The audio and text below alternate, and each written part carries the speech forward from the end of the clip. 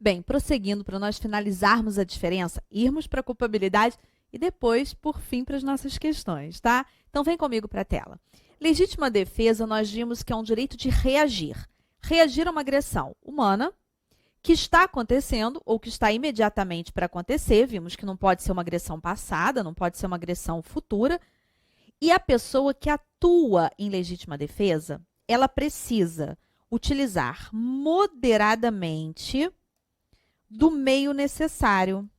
Meio necessário para quê? Para fazer cessar a agressão.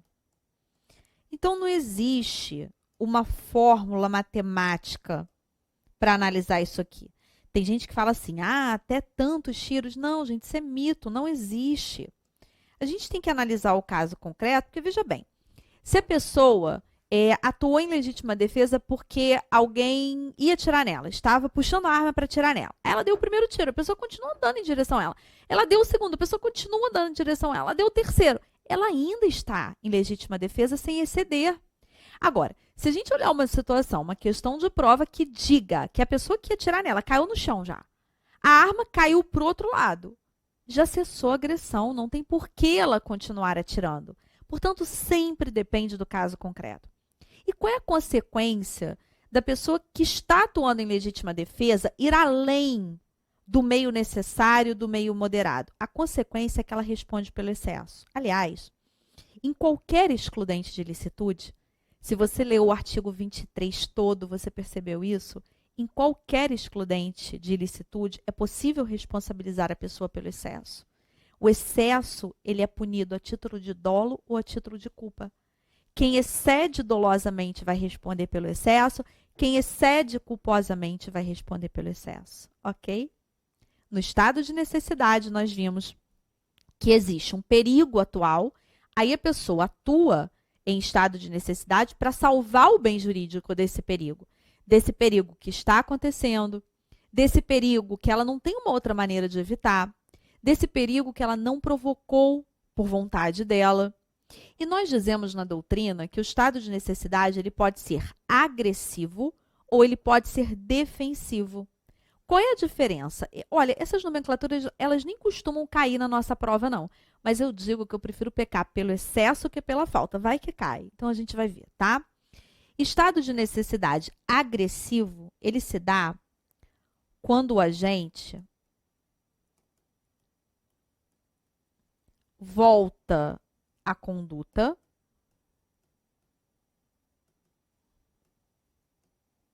contra terceiro inocente. Então, cinema pegando fogo. Quem está tentando fugir vai pisotear outra pessoa que está tentando fugir também. Agora, quando o agente que está atuando em estado de necessidade, ele volta a conduta dele contra o causador do perigo, por exemplo, ele pisoteia quem colocou fogo no cinema. Ele pisoteia quem incendiou o cinema. Nós chamamos esse estado de necessidade de estado de necessidade defensivo. Portanto, essa classificação, estado de necessidade agressivo, estado de necessidade defensivo, diz respeito a quem que foi atingido, que foi lesionado quando uma pessoa estava agindo em estado de necessidade. Se ela acabou lesionando, agredindo, matando um terceiro inocente, a gente chama esse estado de necessidade agressivo. Agora, se ela acabou lesionando, matando, enfim, expondo a perigo, alguém que realmente tenha sido causador daquela situação, como no meu exemplo, ela pisoteou quem colocou fogo no cinema. Então, nós chamamos esse estado de necessidade defensivo, tá? Cuidado, vou só apagar aqui, senão vai ficar cheio de rabisco, aí você não vai entender o que está escrito embaixo.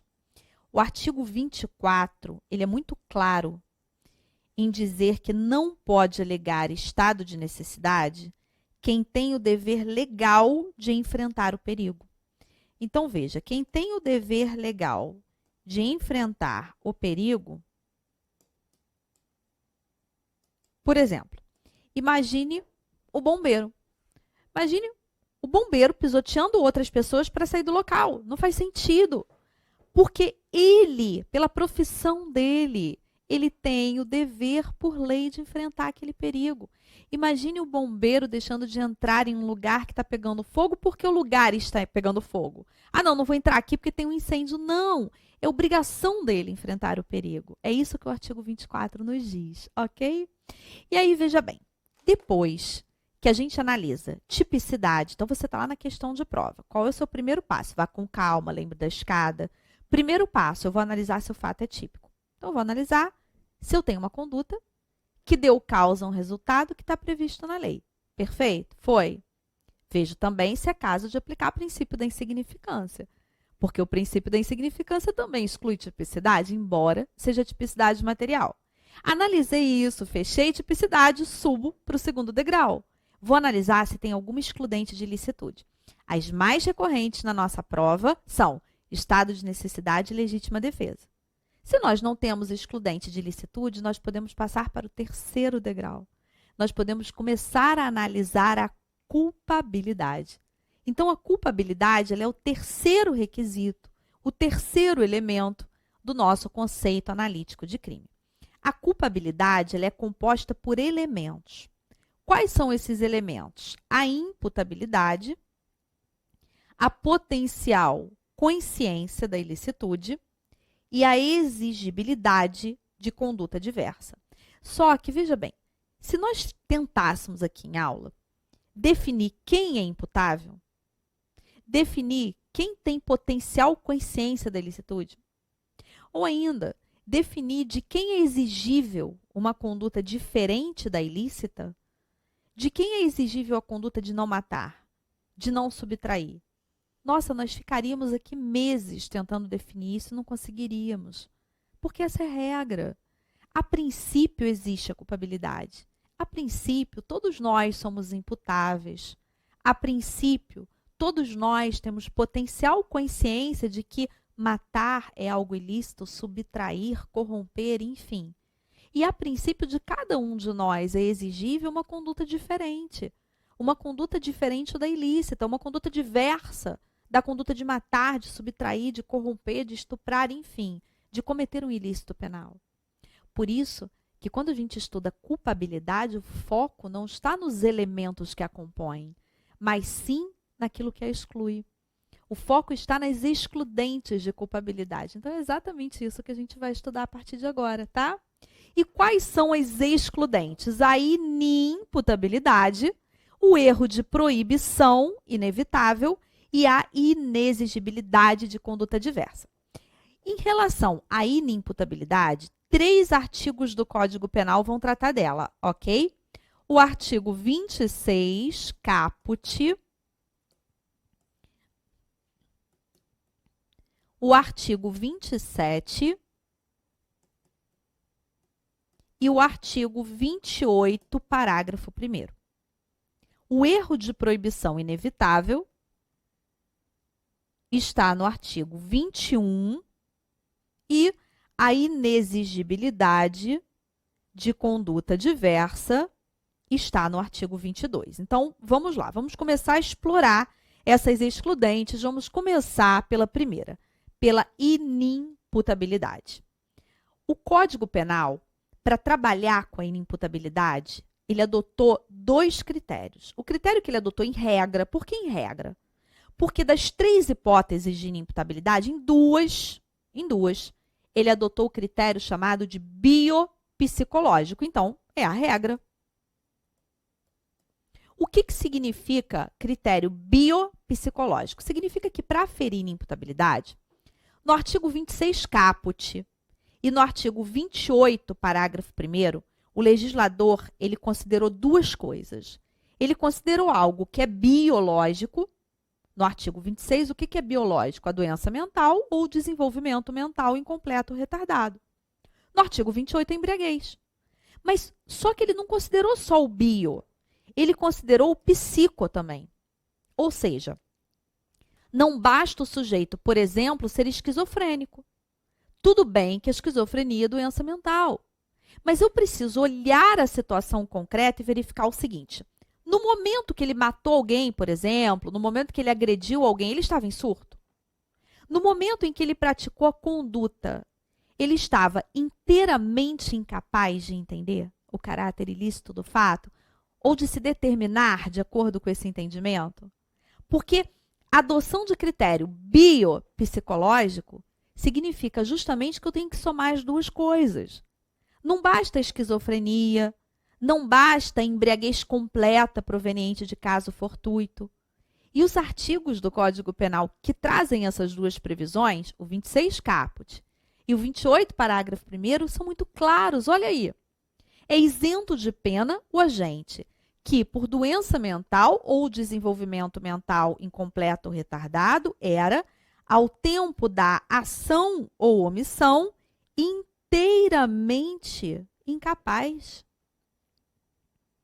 de entender o caráter ilícito do fato ou de determinar-se de acordo com esse entendimento. Olha o psicológico aqui muito claro. E se eu olhar para o 28, parágrafo 1º, eu vou encontrar algo muito parecido. Olha aí. É isento de pena o agente que, por embriaguez completa, proveniente de caso fortuito ou força maior, era, ao tempo da ação ou omissão, inteiramente incapaz de entender o caráter ilícito do fato ou de determinar-se de acordo com esse entendimento. Portanto, veja que no 26 caput não basta doença mental. No 28 não basta embriaguez. É necessário, além desse aspecto que é biológico, eu ter o psicológico. Por isso que no artigo 26 caput e no 28, parágrafo 1º, a gente pode dizer que o legislador se valeu de um critério biopsicológico, entendeu? Mas no 27 é totalmente diferente. O 27 ele vai nos dizer que são penalmente inimputáveis os menores de 18 anos. Nós estudamos juntos em ECA também.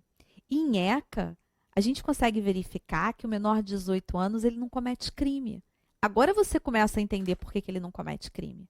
Porque não há culpabilidade. O fato que é praticado por um menor de 18 anos é típico, é ilícito, mas não é culpável. Porque ele é inimputável. Olha como é que os conceitos começam a se unir. Está vendo aí a interdisciplinariedade? Como é que ela é importante? Então veja que quando nós estamos falando de um adolescente, por exemplo, que mata alguém, ele não comete crime de homicídio. Ele comete ato infracional análogo ao homicídio. Ele não comete crime porque nessa hipótese existe uma excludente de culpabilidade, olha aí, que é justamente a inimputabilidade. Só que aqui, no artigo 27, o legislador ele não se importou se o menor de 18 anos tinha ou não consciência, capacidade de determinação em relação àquilo que ele fez. O que importa é que ele não tenha completado 18 anos. Ele dorme inimputável e acorda imputável. Porque o único critério que o legislador levou em consideração ali é a idade. Por isso que no artigo 27 o critério é puramente biológico, porque nada mais importa a não ser quantos anos ele tem. Então, quando a gente começa a argumentar assim, a pessoa com 17 anos matou a outra, mas sabia muito bem o que fazia, mas olha só, isso não é importante para a gente aferir se a pessoa menor de 18 comete crime ou não, porque o legislador não quis dar importância a isso. O legislador quis dar importância à questão da capacidade de entendimento, da capacidade de determinação no 26 e no 28. Mas no 27, não. Por isso que no 27 o critério é biológico. O critério é puramente biológico, ok? Toma um cuidado pelo seguinte. Perceba que, ao falar de inimputabilidade com você agora, quando eu citei o 26, eu coloquei de maneira expressa aqui que é o caput. No 28, eu coloquei que é o parágrafo 1º. Por que isso? Porque se eu olhar, por exemplo, para o 26, parágrafo único, a situação muda. O 26, parágrafo único, ele nos traz a chamada semi-imputabilidade.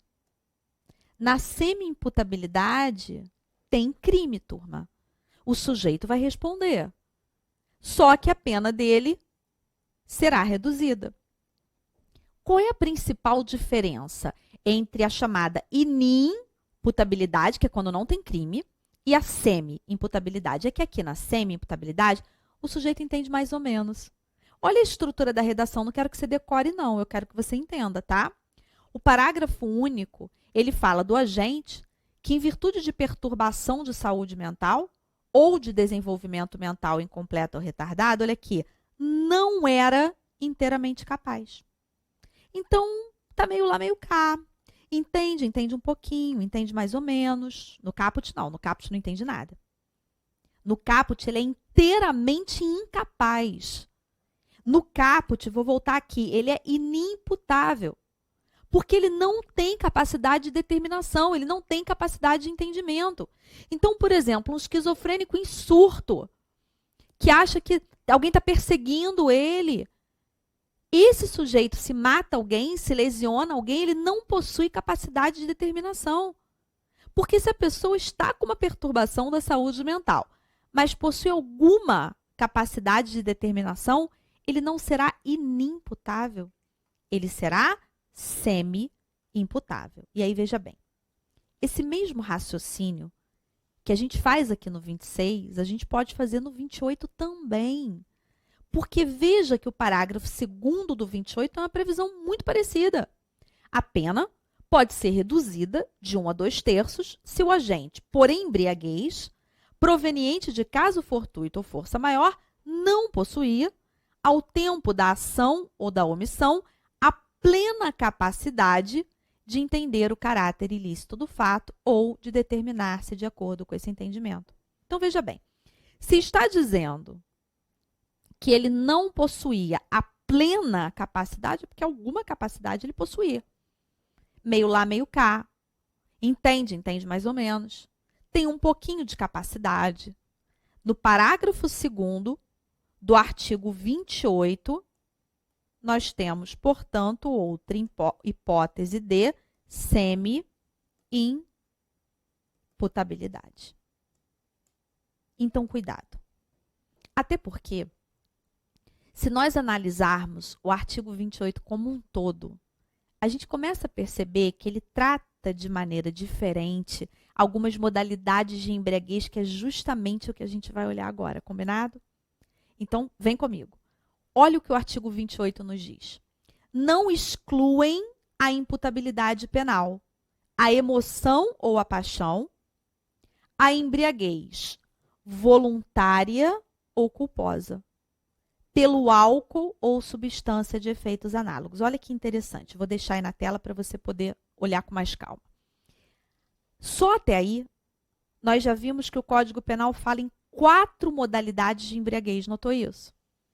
Ele vai nos dizer que não vai afetar o crime, não vai afetar a responsabilidade, não vai afetar a imputabilidade penal, a hipótese de embriaguez voluntária ou culposa. Então, se uma pessoa que voluntariamente se embriagou, ou que culposamente se embriagou, se ela matar alguém, ela responde por homicídio. Tem crime de homicídio. Só que em seguida, no parágrafo 1º, ela vai citar outras 2 modalidades de embriaguez. A embriaguez completa proveniente de caso fortuito e a embriaguez completa proveniente de força maior. Só entre o caput e o parágrafo 1º, nós temos 4 modalidades de embriaguez. 2 aqui que vão poder afetar o crime e 2 que não vão afetar o crime. Então, você precisa conhecer esses conceitos, entende? Você precisa saber qual é cada uma das modalidades de embriaguez para poder definir na questão se tem crime ou não. Então, vamos lá. No artigo 28, inciso 2, nós vimos, portanto, que embriaguez voluntária e culposa não vão afastar o crime, ok? O que é a embriaguez voluntária? É quando o sujeito quer beber e quer ficar bêbado. Se o sujeito ele sai de casa, por exemplo, e diz, olha, nem me esperem, amanhã eu não trabalho, não tenho horário para chegar, vou encher a cara, vou beber todas, não vou saber nem o caminho de casa, amanhã eu me encontro. Essa pessoa quer se embriagar. Fica nítido no exemplo. Ela quer beber e quer ficar bêbada. Seja na embriaguez voluntária, seja na culposa, o agente é imputabilizado. imputável, ou seja, tem crime. Tem elemento da culpabilidade. Cris, o que é embriaguez culposa? Na embriaguez culposa, o agente ele até quer beber, só que ele não quer ficar bêbado. Eu dou o exemplo, eu gosto de dar o exemplo da pessoa que está trabalhando há pouco tempo em uma empresa e aí é convidado para uma espécie de confraternização com os diretores da empresa, tá todo mundo bebendo. Gente, olha só, ainda que essa pessoa beba, por favor, né? Essa pessoa não vai querer pagar mico, né? Essa pessoa não vai querer passar vergonha. Então, ela até quer beber, mas ela não quer se embriagar. Mas seja em uma hipótese, embriaguez voluntária, que encher a cara quer ficar bêbado. Embriaguez culposa, quer beber, mas não quer ficar bêbado. Nas duas, se essa pessoa, ela briga com alguém e causa uma lesão corporal, se ela entra no banheiro do local e estupra alguém, se ela xinga alguém, se ela mata alguém, ela vai responder por crime porque o fato será típico, ilícito e culpável. Por quê? Porque o artigo 28 é claro. Não excluem a imputabilidade penal, a emoção e a paixão, a embriaguez voluntária e culposa. Tranquilo? Agora veja bem. Se for a embriaguez proveniente de caso fortuito ou a embriaguez proveniente de força maior, aí a gente vai analisar o seguinte. Essa embriaguez foi completa? A questão precisa dizer isso para você não tem como adivinhar. E além disso, você vai analisar o seguinte. O sujeito que estava completamente embriagado por uma dessas duas situações aí, ele ficou inteiramente incapaz de entender o que estava acontecendo? Então, vamos lá. Embriaguez proveniente de caso fortuito é embriaguez acidental. O que significa isso? Que o agente, ele não bebeu porque ele quis beber. Ele bebeu acidentalmente. Exemplo, ele chegou em uma festa, aí o garçom veio servi-lo, perguntou se ele queria um drink, um chopp. Ele disse, não, porque eu estou dirigindo. Aí o garçom falou, então, gostaria de um coquetel de frutas sem álcool? Ele disse, sim, claro. O garçom se equivoca e traz para ele coquetel de fruta com álcool. E ele acha uma delícia. E bebe, mas ele não sabe que ali tem álcool. Essa embriaguez dele é acidental. Porque ele não sabia, ele não tinha conhecimento. Gente, acidental não é no sentido literal da palavra, não. Às vezes a gente vai ler no livro, tá o exemplo do sujeito que foi consertar uma telha, né? Aí caiu do telhado dentro de um barril de chope. Aí ficou lá dentro tempo suficiente para se embriagar, mas não se afoga, o que é curioso. Então, esse exemplo praticamente não cai mais em prova, né? É raro. Acidental não quer dizer acidente no sentido físico da palavra. Pode ser uma situação em que a pessoa venha ingerir álcool ou uma substância de efeitos análogos sem saber, tá? E a proveniente de força maior é quando a pessoa é obrigada a beber. Infelizmente, alguns exemplos de trote em faculdade. Então, nesses dois casos, a gente tem que fazer uma segunda análise. Se você se deparar com uma questão de prova que fale para você em embriaguez proveniente de caso fortuito de força maior, você viu comigo que a hipótese pode ser de inimputabilidade, que é o parágrafo 1º do artigo 28, ou pode ser de semi-imputabilidade, que é o parágrafo 2º. Então, a gente tem que olhar o caso concreto. A questão nos disse que a pessoa ficou completamente embriagada e sem condições de entender o que fazia, eu posso aplicar o parágrafo 1º, inimputável. Agora, estava mais ou menos, ficou meio lá, meio cá, entendia, mas não entendia muito. Aí, nós podemos aplicar o parágrafo 2º, que é a semi-imputabilidade. Na semi-imputabilidade tem crime, tá? Há crime. A semi-imputabilidade, ela se caracteriza como uma causa de diminuição da pena. E aí, veja bem, pode ser ainda que você se depare com a chamada embriaguez pré-ordenada. O que é uma embriaguez pré-ordenada? É quando a gente bebe para cometer o crime. Então, ele bebe para cometer o crime, já querendo cometer o crime. Aqui, não só o sujeito, obviamente, vai responder, é claro, tá? Como a pena dele ainda será agravada. A embriaguez pré-ordenada, ela está no artigo 61 do Código Penal. É aqui que nós aplicamos uma teoria, que eu não sei se você se lembra, mas que provavelmente você estudou na faculdade, que é a teoria da actio libera in causa. Que, na verdade, traduzida ao pé da letra, quer dizer ação livre na causa. O sujeito se embriagou. Se embriagou queria beber, queria se embriagar para matar alguém. Matou alguém. Veja bem, a causa foi embriaguez. No momento em que a pessoa se embriagou, a ação dela era livre. A teoria da actio libera in causa serve para possibilitar que uma pessoa embriagada responda pelo crime. Logicamente, vamos lá. Não no caso de uma embriaguez completa, proveniente de caso fortuito ou força maior, já vimos por quê. Porque o 28, parágrafo 1º, nos diz que nessas duas hipóteses, a pessoa que não fica capaz, ou seja, que está inteiramente incapaz de entender o caráter ilícito do fato, ela não vai responder criminalmente. Agora, na embriaguez voluntária, na embriaguez culposa e na embriaguez pré-ordenada, quando essa pessoa decidiu beber, a ação dela era livre, bebeu porque quis.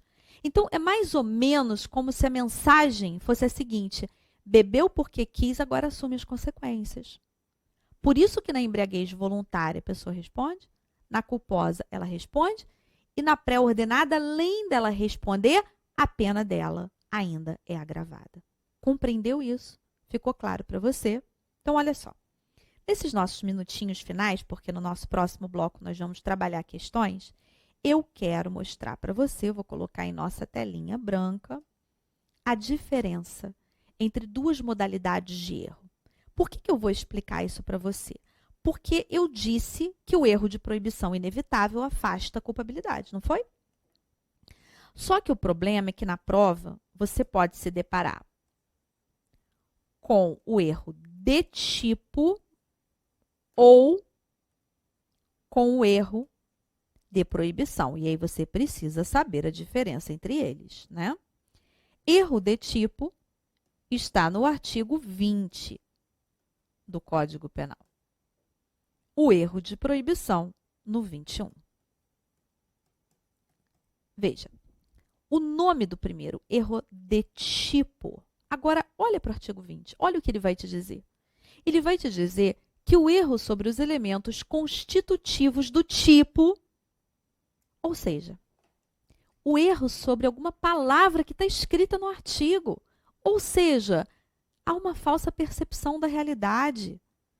Se uma pessoa ela carrega, por exemplo, uma mala cheia de cocaína e não sabe que é cocaína, porque alguém entregou aquela mala trancada a ela e disse que eram documentos para ela transportar para algum lugar, ou seja, se ela não sabe que está transportando droga, se ela erra sobre a palavra droga, se ela erra sobre uma elementar do crime, ela tem uma falsa percepção da realidade. Erro de tipo é isso.